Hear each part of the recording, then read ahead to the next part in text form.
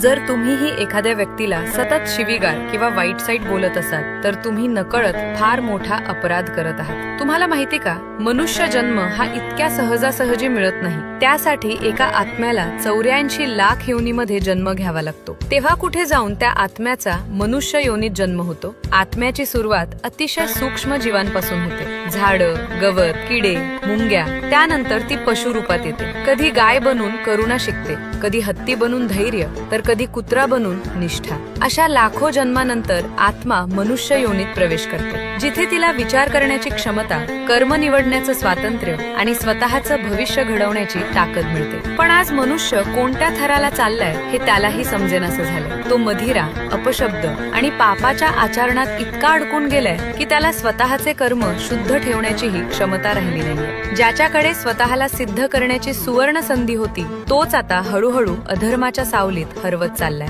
म्हणूनच या अनमोल मानवी जीवनाचे मूल्य ओळखा, चांगले कर्म करा आणि पाप आचरण सोडून स्वतःच्या जीवनाला पवित्र आणि अर्थपूर्ण बनवा।